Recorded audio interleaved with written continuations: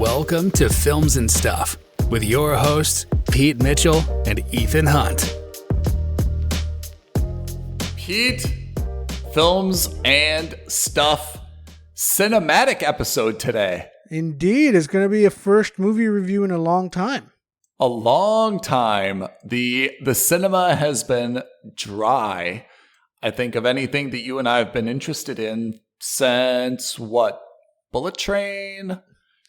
Maybe Bullet Train, maybe. Yeah, there's a couple. I saw a couple of streaming movies like Raymond and Ray. Yeah. But these are not like cinematic blockbusters like this movie is. So this is blockbusterist of the blockbusters, right? Yeah, I mean, it's got we'll The get Rock. into it. It's DC.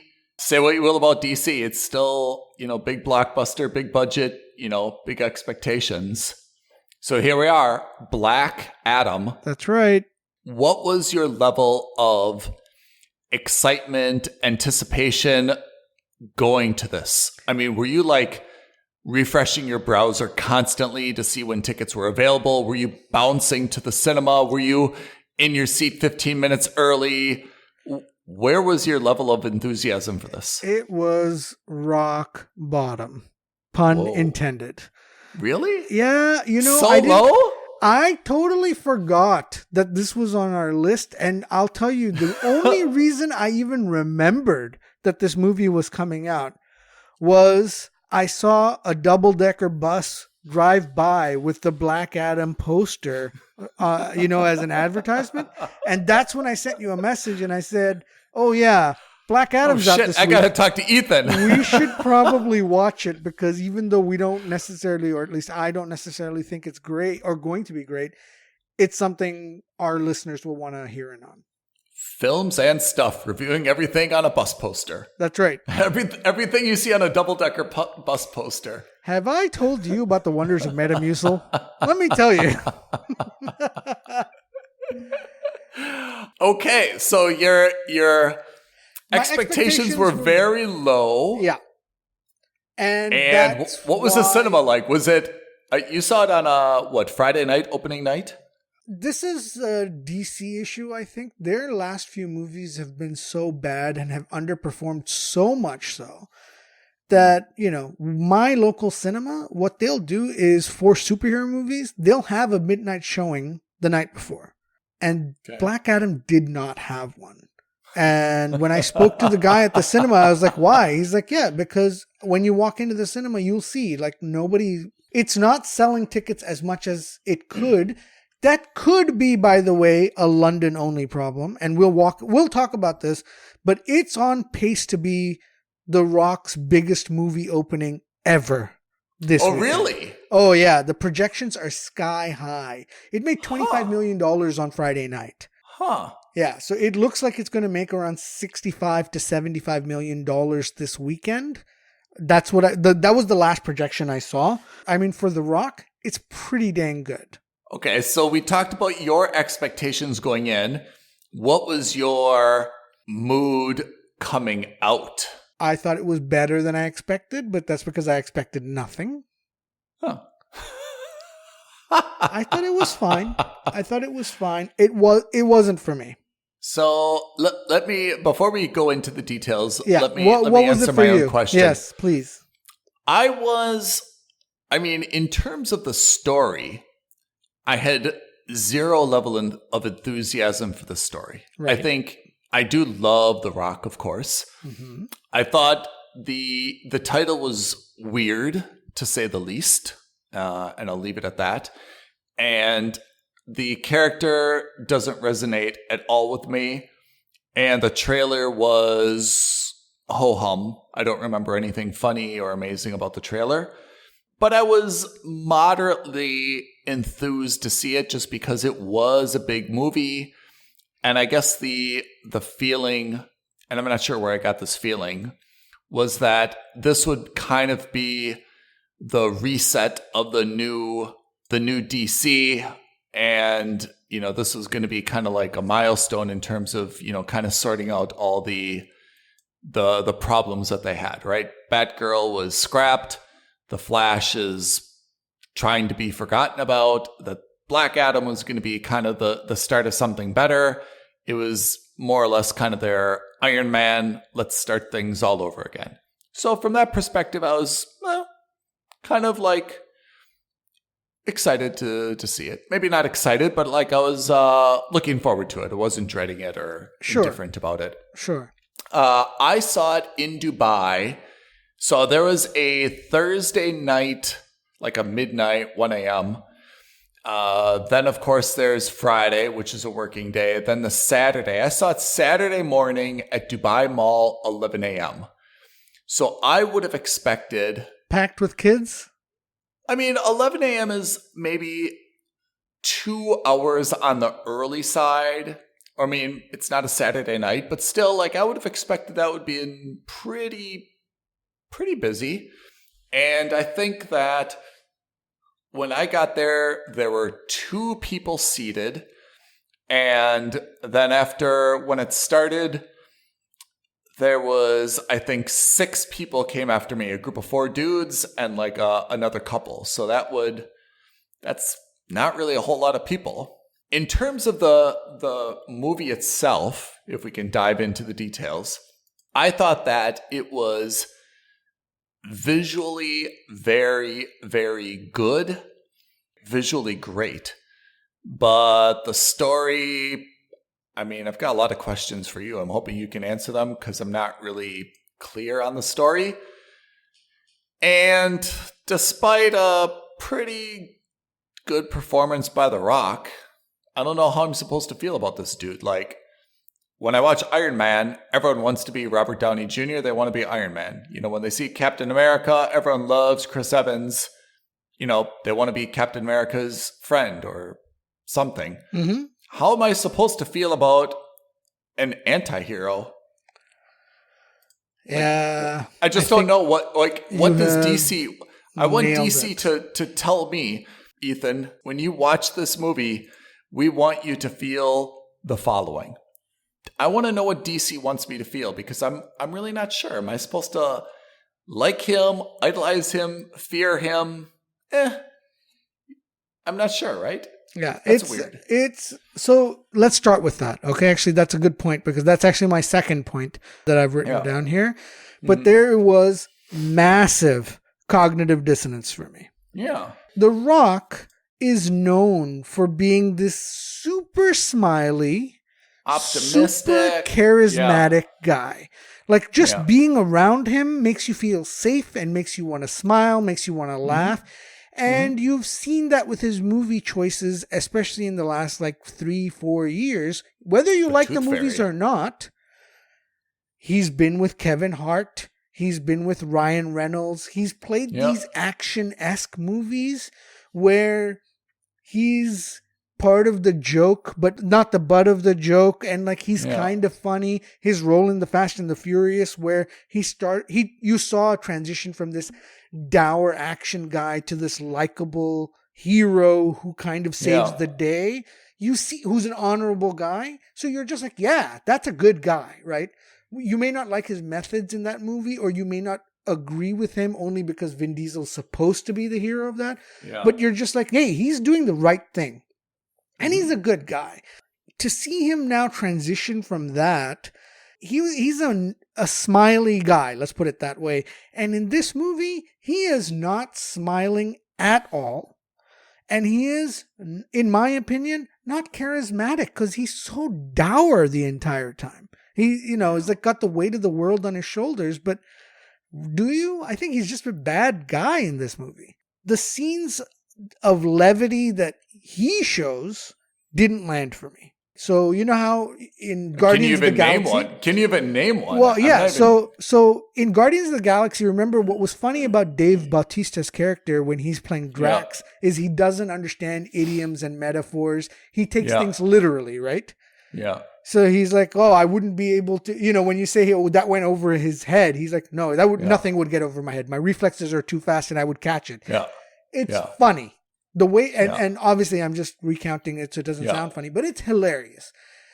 And when, The Rock is Black Adam is telling you, being told by that kid, oh, you need a catchphrase. And, remember he's doing that thing where he's like, tell them that the man in black sent you, etc. Yeah. It didn't land for me. It just didn't. I mean, I have to say that made me think of, I want to say Hitch. The Terminator. It's not Hitch. Hancock. Oh, yeah. Remember?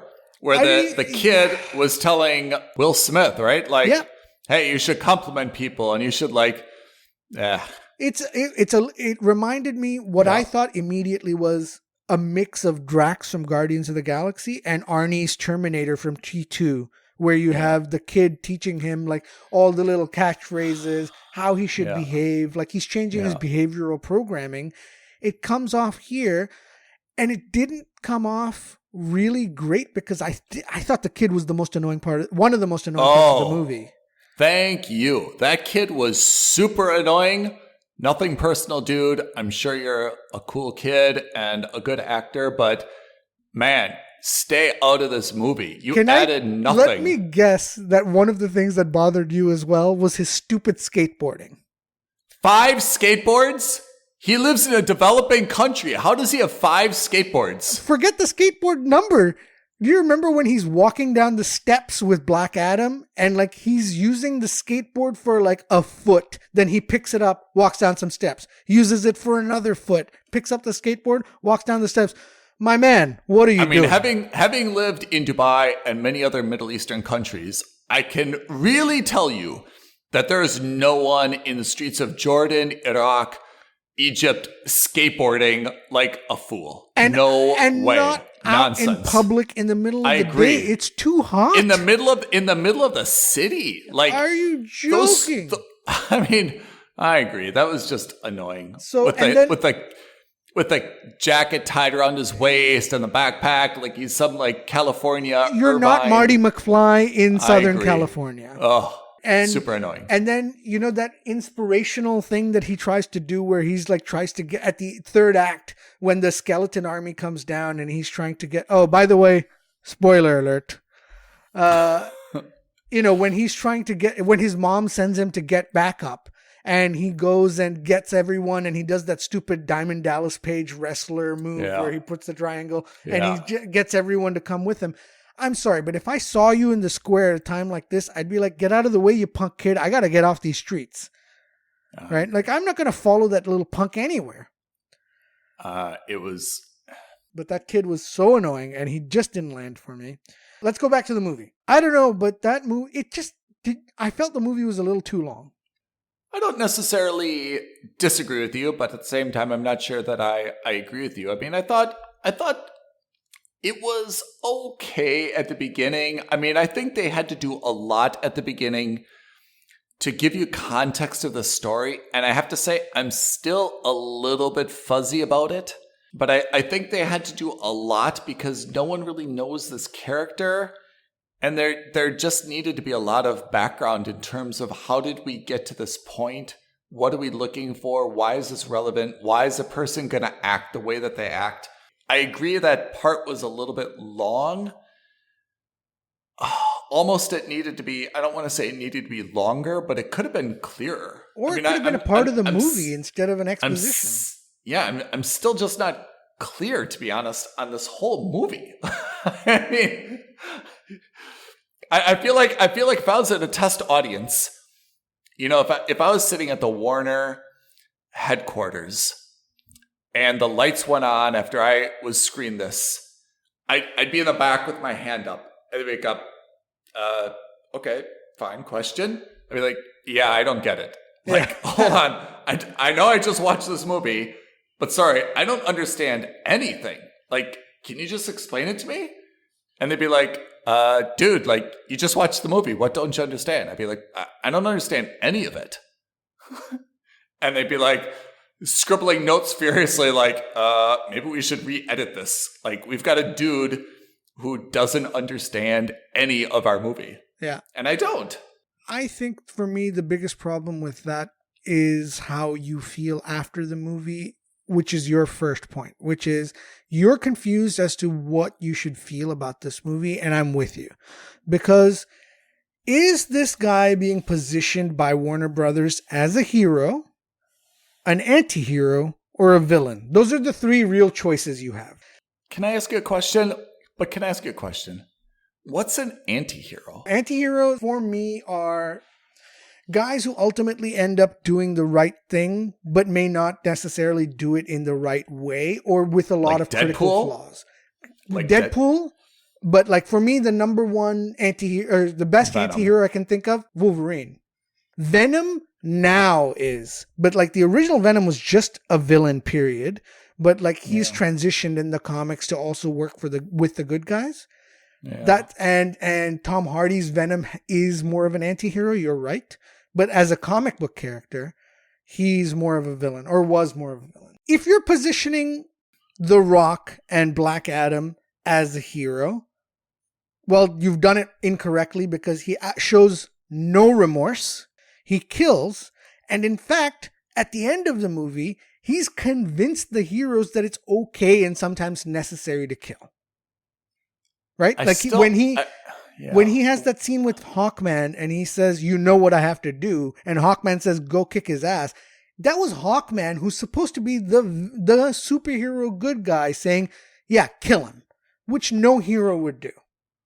I have a question though. Like, why is The Rock or Black Adam, why is he upset? Like, why is he in a bad mood? Yeah, well, exactly. I mean, it was his son died, right? The way it was explained in the movie was The Rock was never really the champion. Right. His son was the champion. Exactly. And because he was dying, his son said, I can save you. You have to become the champion. And so he transfers the power to his dad, to The Rock. And the moment The Rock takes the power from him, his son gets shot in the chest with an arrow and dies. Sorry, I still don't understand that though. So I understand at the beginning I saw this, right? His son kind of says to everybody, I've got the Eternium, right? Yep. And then because he's got the Eternium, he becomes very powerful, right? So then the king wants to kill him. Is that right?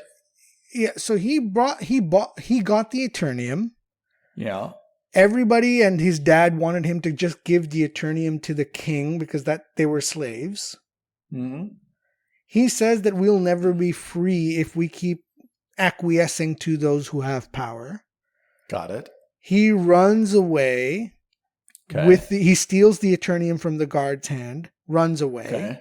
He obviously gets captured. And so the king has him executed. But just before he gets executed, he gets zapped away by the wizards. Okay. And he becomes Shazam. Okay. Not Black Adam, Shazam. Got it. He comes back to Earth as Shazam. Okay. He goes to see his parents. Got it.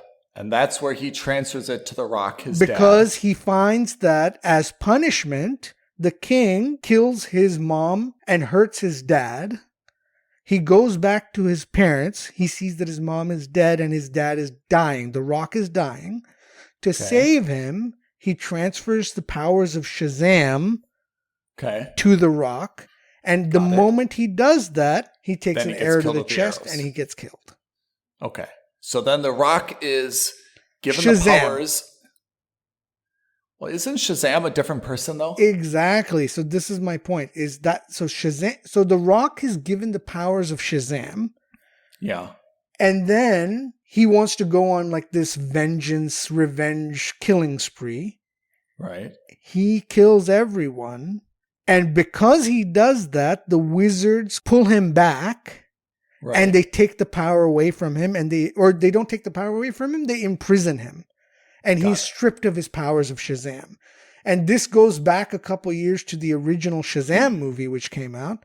So the wizards are still looking for someone who can become Shazam. And they end up giving it to Billy Batson in that movie.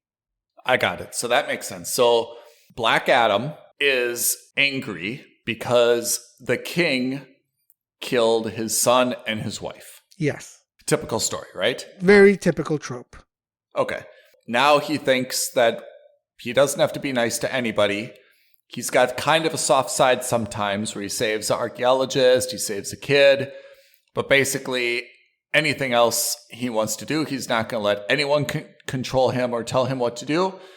And it's okay to do whatever is necessary for kind of the greater good, right? Okay, fine. Question. We've been introduced to the Justice Society. Oh, man, we'll get to that too. Oh, yeah.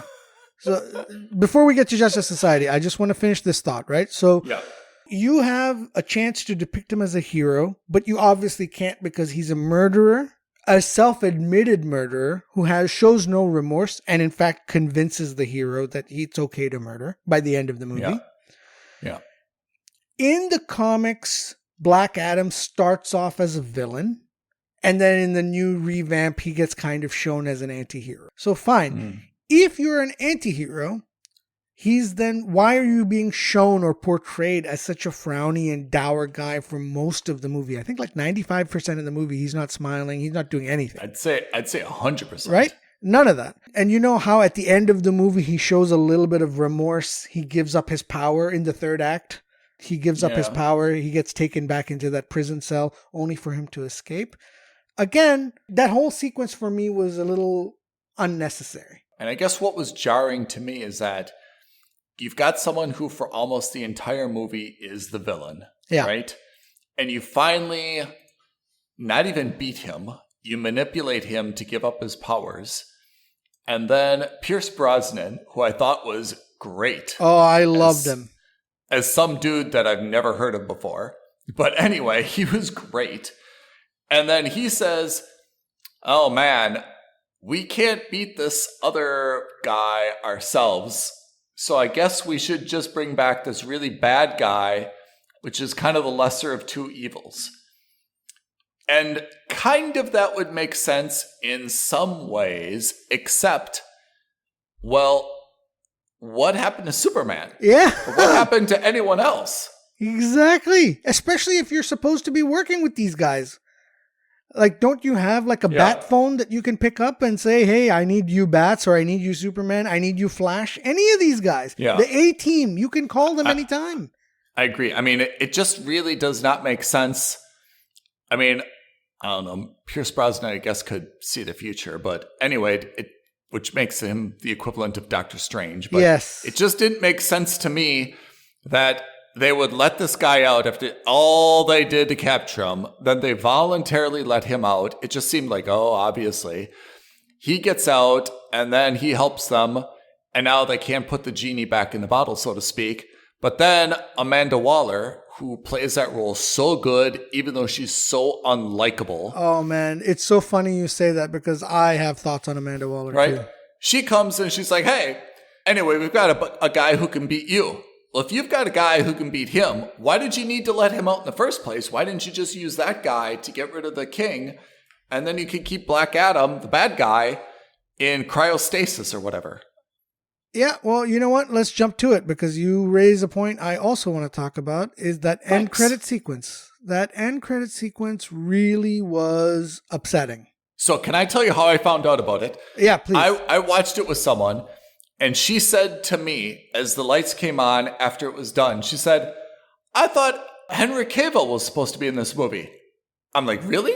She's like, yeah, it says here he's in this movie. I'm like, oh, there's got to be a mid-credit sequence then.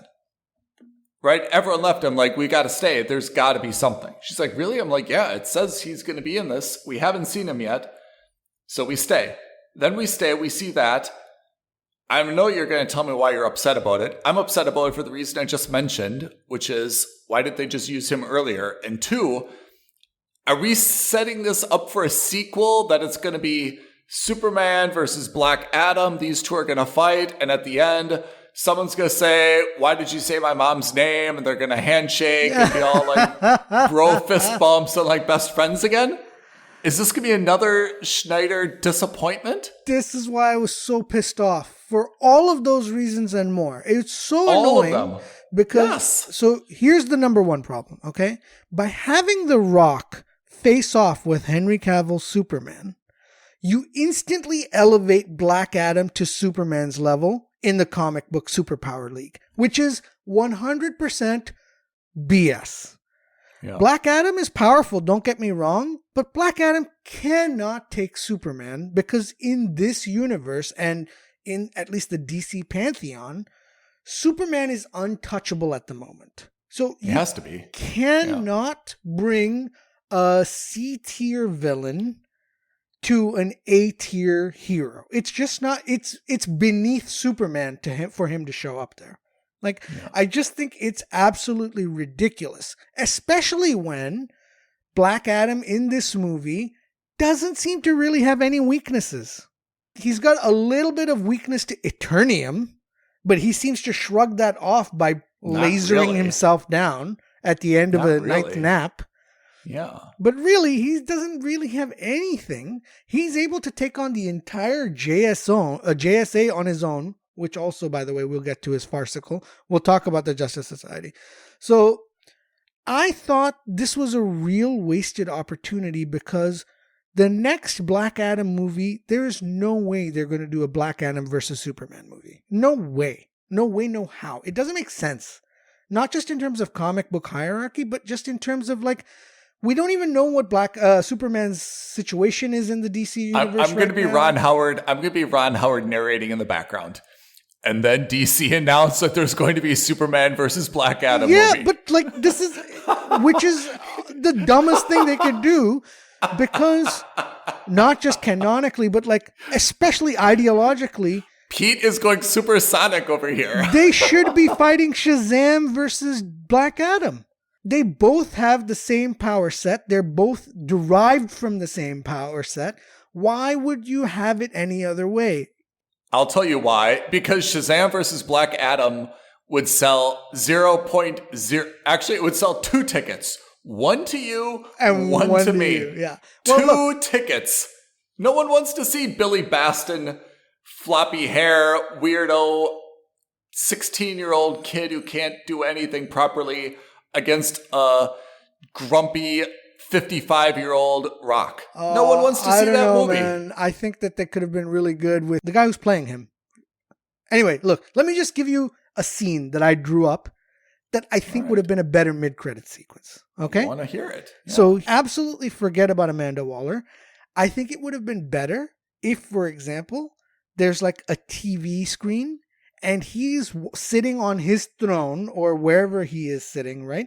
Okay. And he sees a news report about now how Kandak is instantly elevated to a superpower status because of Black Adam. And so there's a bunch of talking heads, about how, Black Adam is a bad guy. He's murdered so many people. Yes, but he got rid of the, one guy saying, but he got rid of the gang. Yes, but at what cost?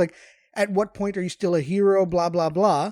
All you see is a flash of lightning, destroys the TV, and there's lots of smoke, just like there was when Superman landed. But instead of Superman, you just see the lightning bolt from Shazam's uniform shine through the fog. You don't see Shazam. You don't see Zachary Levi. You just see the lightning bolt, and you see a 7-Eleven Big Gulp. And you hear him slurping a Slurpee through it. And then he says something along the lines of, I think you and I need to talk. No, it's not bad.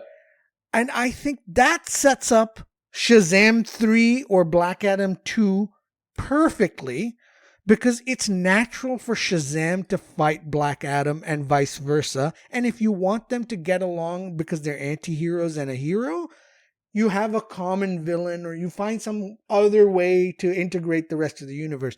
This is the problem with the DC, is they do this every movie. They run or they sprint before they can even walk. I don't think this movie is great, but I have no doubt in my mind because of The Rock and because of the effects and because of who it is, they're going to make a boatload of money. I think they're on track to make $60 million this weekend, maybe even more. It's crazy money. They're going to make a lot. I think that instead of setting up a Superman versus Black Adam thing, they should just focus on their own little mini universe, which is the Shazam universe. Before they start talking about the bigger universe, because that's precisely the same cognitive dissonance you had, which is, wait a minute, then why did you free Black Adam at all to fight the devil? Why couldn't you have literally just called Superman earlier? It makes me furious because the DC has some excellent heroes and excellent villains, but they keep shooting themselves in the foot. And this time, I don't even blame DC, I blame The Rock, because I read an article that said this was at The Rock's insistence that Henry Cavill comes back as Superman, and they filmed this only a couple weeks ago, apparently, just for this. I think this is so nonsensical, especially when Shazam's already filmed. You have all the stars. 2023 is coming out, right? You could have easily had Zachary Levi. You could have had the entire, and if you want to make it a show of force, have all 7 of the Shazams there against him. That would have showed at least that Black Adam is someone to be taken seriously. He's powerful, but that there's also people on his level playing field without having to introduce Superman. I just think it's a waste to bring Henry Cavill back as Superman for Black Adam. I think that there are other villains out there who are far more appropriate to Superman's level. I hear you. Let me make a statement. Sorry, but first give you an example. Cool off. I don't know if you remember, but when I was a kid, there was the Oreo cookie, and then there was the generic brand called Hydrox. Yeah. Yeah? We got the Hydrox cookies. Yep. They looked like an Oreo, and in a way, they kind of tasted like an Oreo, but they were called Hydrox. What if we called this movie Avengers Hydrox? Because as far as I can tell, it's almost everything that's in Avengers, but something different. We got Hawkman, right? Yep. We've got Pierce Brosnan. We've got Cyclone. We've got someone called Atom Smasher. Yep. Right? Who not only looks like a lot like Mark Ruffalo. Yeah. Yeah, he's the size of Ant-Man. We've got, instead of, what's the material that, vibranium, we've got Eternium, right? Yep. Is this not, right? Instead of Wakanda, we've got Kahndaq. Yeah. So is this not Hydrox Avengers? This is so that's really funny you say that, because in a lot of ways it is, because so here's something I don't know if you know or if I'm misremembering this. I actually think Hydrox came out before Oreo, and I'm pretty sure that's the case. Maybe. I think Hydrox is the original and Oreo just had better branding. Maybe. In that regard, a lot of DC stuff came out before Marvel. Marvel just did it better. Yeah. Right? And so in that regard, your comparison is apt. It's also like there's a lot of parallels between DC and Marvel. A lot of parallels. In fact, Shazam was actually originally called Captain Marvel, but then ended up having to change their name to Shazam after Marvel co-opted Captain Marvel for their own character. So there's a lot of similarities and a lot of theft going on between these two. Or maybe not theft, is me being willfully ignorant, but inspiration. Yeah. So I don't know. Let's talk about the JSA. So you said you liked Pierce Brosnan. What did you think of Cyclone? What did you think of the team? What did you think of the whole team? Yeah. I mean, to be honest, it's really hard to watch this, though. Again, going back to my Hydrox comment, it's hard not to watch this and not think of the Avengers. And so I know Justice Society is a thing, just like Justice League was a thing, although I think that in terms of branding, that's a little bit confusing. I mean, I like Pierce Brosnan's character. I thought that was I thought it was a great character. I thought his powers were super cool. You know, his helmet and his uniform. I liked Cyclone. I liked Hawkman. I thought that dude who played Carter Hall was superb. I thought Atom Smasher was super annoying. But again, how can I look at them and not think that this is just a copy and paste of what's worked for Avengers? It's so similar. It's really, really annoying that I felt like DC, even though all these guys are cool, Hawkman is kind of cool. I thought Cyclone did a great job. Atom Smasher was 100% annoying, but they're like, hey, can you make yourself look like Mark Ruffalo and act like him as well, where you're kind of like hunky, but, socially awkward? Yeah? If you could play that character, that would be great. Ugh. I just felt like DC is just like, hey, what worked for Marvel? Well, let's just do the same thing. Let's call them Justice Society. Let's get people with very similar powers. We'll have one who's the Marvel equivalent of Hawkman. It's a tough call. There's no direct one that I can think of. There is. There's that guy who's with Winter Soldier. Yeah, maybe Falcon. Yeah, maybe. How can you look at Hawkman, who's a very chill, buff black actor with a suit with wings, and not think of, right? Yeah, Falcon. Well, okay. They're the same person. I'm with you. As much as I liked the JSA, I just found them to be a little unnecessary in this movie. They were introduced to people so that we could understand how powerful Black Adam is. Because the first 2/3 of the movie, Black Adam is fighting the JSA. And you get to understand the power set that the JSA has. And then you get to understand that the power set Black Adam has. And he's able to single-handedly destroy all four of them. Can I ask a question first? Have we ever seen Pierce Brosnan, his Dr. Fate or Kent Nelson character? Have we ever seen Carter Hall, Hawkman? Have we seen Cyclone Adams? We've never seen them before. None of them. Only in the comics. None of them. Only in the comics. And I know exactly what you're going to say because it's my point as well. I have exactly the same point. Isn't this two different movies then? Why don't we have a movie about Justice Society so I get introduced to who are these people? Thank you, because that is exactly what I said. Why is this the first time we're seeing them? And why are we seeing them positioned in such a way that they're looking like the bad guys? I agree. Like, I just don't understand. Like, I was just kind of like, again, I wanted to like just raise my hand and be like, hold on. Who is Hawkman? I'm sorry I didn't read the comics. Who is Hawkman?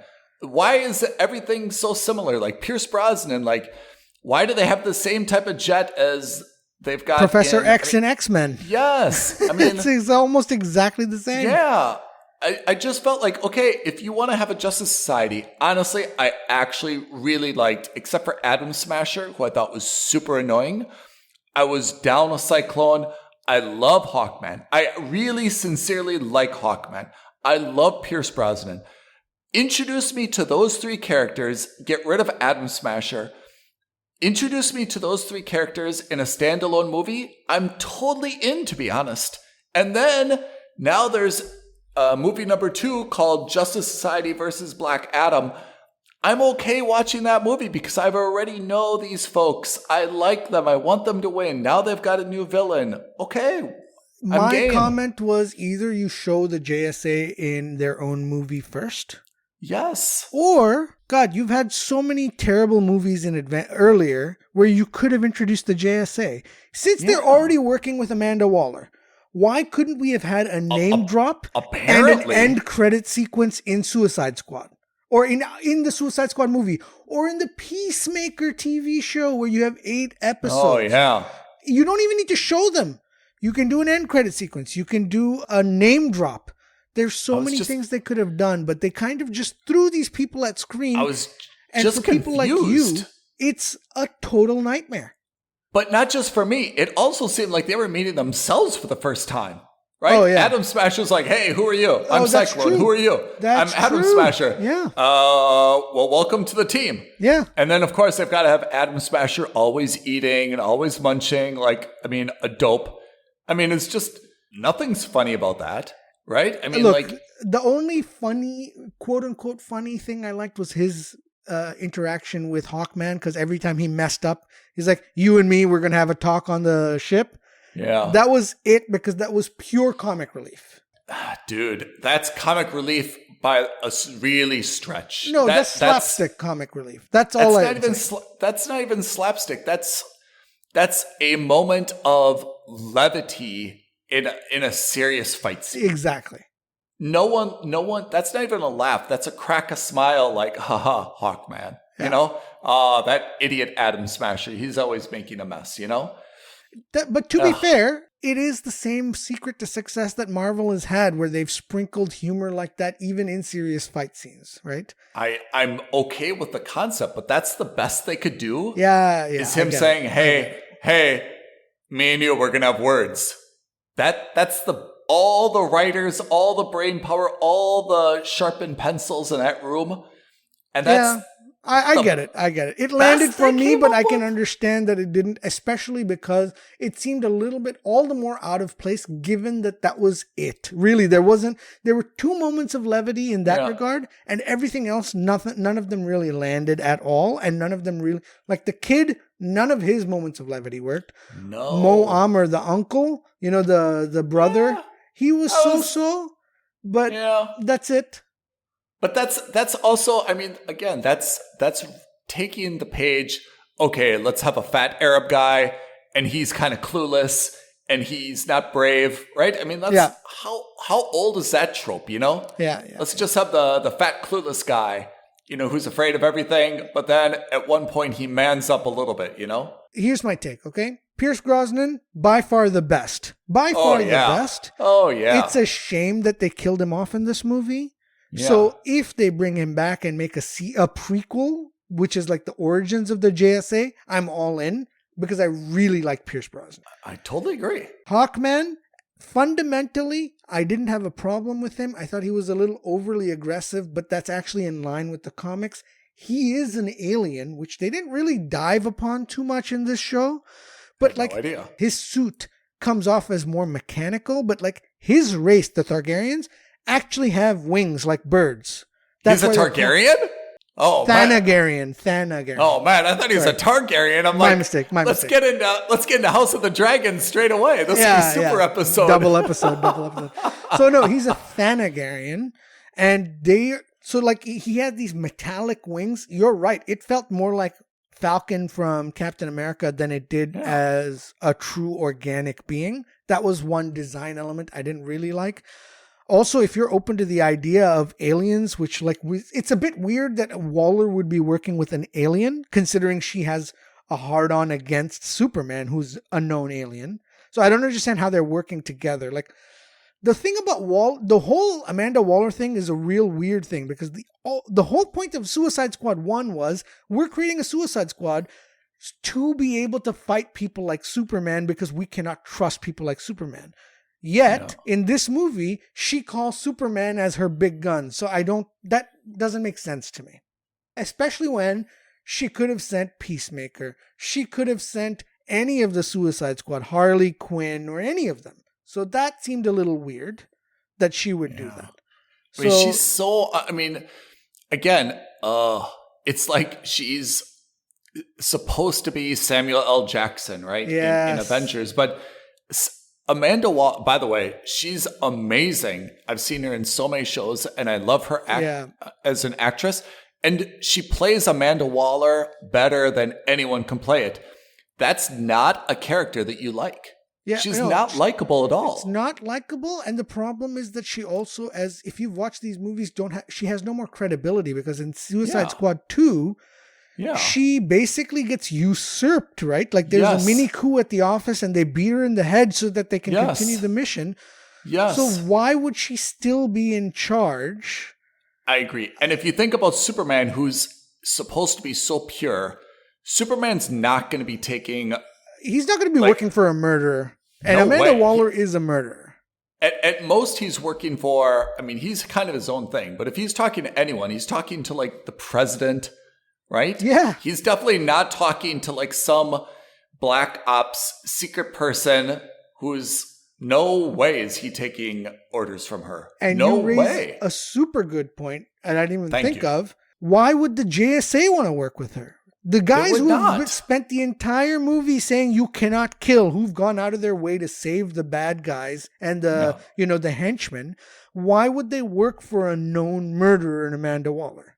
No, I agree. It doesn't make sense. So look, again, Atom Smasher, okay, he wasn't my favorite. Cyclone, also the same, wasn't my favorite. I got sick and tired of her stupid slow motion effects. And I didn't see her really do anything with her cyclone powers. That was valuable. Honestly, it just looked like her dress was like bleeding iridescent. Or something. Yeah, exactly. Exactly. So I wasn't a big fan of that. The twist at the end of the movie that we've already talked about, where you find out that it wasn't actually The Rock who was Shazam, but it was his son. I mean, it was super, super meh. I don't know. I just thought that the entire movie was let down, especially by the third act, which became another random portal in the sky, which we've seen in how many movies now? Skeletons come out from the ground, which also doesn't make sense. And they're fighting what appears to be the literal devil as the main bad guy. Like, I don't get any of that. Like, it makes no sense to me. If I have to predict, just because it's DC, which means it's going to be in every cinema, just because there's nothing else out to see, because it's got The Rock. Exactly. I feel like it's going to have very similar performance as the latest Thor, which is it's going to have a gangbusters opening weekend. And then slow down very quickly. Everyone's going to see it and be like, bah, don't bother. Don't waste your time. And it's just going to like fall off a cliff the second weekend. Gun to my head right now, I don't see them making $750 million on this movie. I just don't see it. I definitely don't see them making $1 billion. No way. Yeah. I mean, I said that about Jurassic Disaster too. And yeah, that's true. You're right. I mean, neither of us have the best track record on this, but yeah. I mean, yeah. I mean, I feel like we're not wrong in terms of, even though Jurassic Park had like terrible like audience ratings, people just went to it, you know? That's partly because it's kids, and I don't think you're going to have to see as many kids go to this thing. Like, my cinema was filled with kids, by the way. I forgot to say. So, and by the way, can I also say, if you're introducing a new character, maybe use the character's name. Like, everyone was calling him Teth Adam, and nobody called him Black Adam until the title credits at the end of the movie. And nobody says Black Adam throughout the entire main movie. How is that? Like, what sense does that make? Everyone's calling him Teth Adam, and you're like, wait, I thought I was seeing a movie about Black Adam. Who the hell is Teth Adam?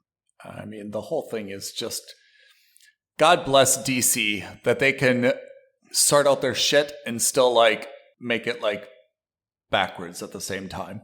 You know, I mean, like, honestly, no one can just create problems the way that DC can do, even though they swear that they've got it all worked out. I mean, they've been swearing up and down for the last couple of years, but genuinely speaking, now that Zaslav is in charge, Shazam is probably the last of Shazam and Flash, if and when that comes out, and that's a big if at this point, are the last two movies under Walter Hamada's, let's say, aegis, and he's gone. He just left the company.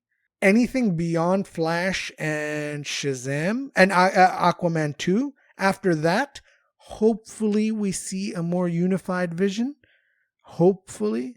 But these three movies are the last ones.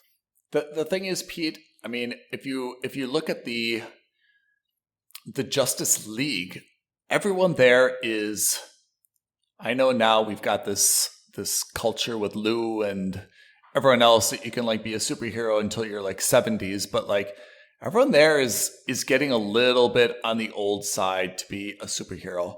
Aquaman's not young anymore. Ben Affleck's... Momoa's got to be in his 40s by now. Affleck's got to be in his 50s by now. I guess Affleck's out, right? And now Robert Pattinson's in. Right, and he's still young. Gal Gadot. But she's still fit and very capable. I have no problems with her. I think she's good. In fact, I mean, like, of all of them, she's probably my favorite depiction. Oh, I take that back. Cavill is, followed now by Gadot. Yeah. Is he going to continue? Well, he's still 39. He's about to turn 40. I hope he continues because you can do Superman in your 40s. I don't think that's a problem. We've got a problem with Ezra Miller. I think he's got to go. He's just, it's not a good look. A, I didn't like him, but B, more importantly, like, it's not a good look for Warner Brothers to keep Ezra Miller on. And he's not a name. I mean, to be honest, he's not so... So strategically, that makes sense for him to, sorry, I keep saying him, but it's they, right? So, or whatever it is. So I think strategically it makes sense because if you're a no name, you're also cheaper. But if you're also going to be playing a flagship founding member of the Justice League, you probably want something with a little bit of credentials. Yeah. I just don't feel like he's got any, like, I mean, certainly he doesn't have any goodwill now. I mean, none whatsoever. I just don't see. He doesn't play the role like in a way that no one else could possibly, you know, have such a nuanced performance. You know, like Robert Downey Jr. owned Iron Man. Yeah. Like we cannot have this role without him. You know, like no one else could fill his shoes. They could swap him out with like anyone right now. And to be honest, no one would be up in arms. No one would be like, oh, like Ezra Miller played that so much better. You've got to. It was a generic, and again, not a bad thing. He played the role that he was given, but I think that, you know, in general, I think it was a very generic showcase. At this point, Warner Brother runs the risk of alienating other stars for other movies if they keep promoting a known abuser and criminal to be in their movies. Yeah. You know, and this isn't like Winona Ryder just kind of like shoplifting. This is like kidnapping. This is like really ugly cult stuff. behavior. Yeah, exactly. Yeah. It's not things you can sweep under the rug very easily, right? And Winona Ryder, you could, you know, she was young. She was under the influence of alcohol. It was just petty shoplifting. Not a big deal in the grand scheme of crimes. The kind of stuff that Ezra Miller has done is stuff that it's very haunting. And it's not something that'll go away quickly. And they've been rightly called out for it. Like there's been a lot of actors who have said, listen, how is it possible that you would fire some people for the smallest of crimes, but you're still promoting Ezra Miller's movies? After all the stuff that's happened, he shouldn't be there. So what's your final rating? For I don't Black think Adam? This should come as a surprise. It's a skip for me. I will say that some of the action sequences are good. Pierce Brosnan, for me, if he weren't in the movie, I would have totally been even less out. He really did the best he could to save the movie. But at the end of the day, I just don't think it was enough. I could be convinced to upgrade it to a wait for streaming, but I just don't feel it with this movie. There's so many plot holes that I couldn't get over and so many things that made me furious that I'm out. So for me, it's a skip. Yeah, I mean, I'm probably more critical on the movie, I think, than you are, but I'm not going to give it a skip. I'm going to give it a wait for streaming. It is a blockbuster, and I think that it's something that, I mean, I'm looking at it this way. If I'm with my family and we need to choose a movie, this would kind of satisfy everybody. No one would love it at the end, but no one would walk out of it midway through, you know? Sure. Can't choose a rom-com, can't choose like a horror, can't choose like something too sci-fi. This is, I mean, probably an okay family movie. Everyone will get through it and be like, okay, well, yeah, not great, but, you know, we watched it together as a family. If you've got boyfriend, girlfriend, you know, you want to go see something, no one's really going to say, like, I can't believe you dragged me to that thing. Definitely, it's not a must-see, but, I mean, I guess I give it a wait for streaming based on that. Yeah. But in terms of my prognostications, like I said, I think this is going to go the way of Thor. It's going to have a pretty substantial opening weekend. The brand, the name, The Rock. And I think there's going to be no one who wants to see it a second time. And the word of mouth is going to be pretty dour. You hit the nail on the head. This is probably why for me it's a skip, is that I think of most of the superhero movies that we've seen and most of the movies we've seen like Top Gun. The moment I see it in the cinema, I know that I'm looking forward to seeing it a second time, either in the cinema or on streaming at home. Even when this hits HBO Max in 16 weeks or whatever it's going to be, I'm not going to be tuning into it. There's none of the action sequences are so good that I desperately need to see them again. And certainly none of the acting is good that I want to see it so much. So, yeah. All right. Well, that's Black Adam. Black Adam. And if anyone can explain to me and Pete what came first, the Oreo or the hydroxy cookie, you've got a hoodie with your name on it, and maybe even a Choose Your Own Adventure hardcover book as well. That's right. All right. So leave a comment. You know, if you like this movie, tell us why you liked it. I'm genuinely interested. I really would like to know what made this movie good for you or bad for you. Let us know. So drop us a comment at the bottom of this video. Send us an email, aloha@filmsandstuffpodcast.com. or send Ethan and myself a tweet at F&S Podcast on Twitter. We always love hearing from you. Pete, that's a wrap. Thank you for a great episode. Listeners, thank you for tuning in. Thanks, guys. Thanks, Ethan. Bye, everyone. Thank you for listening to another episode of Films and Stuff. If you haven't already, please subscribe and review on Apple Podcasts, Spotify, or wherever podcasts are downloaded. Films and Stuff. There is no substitute.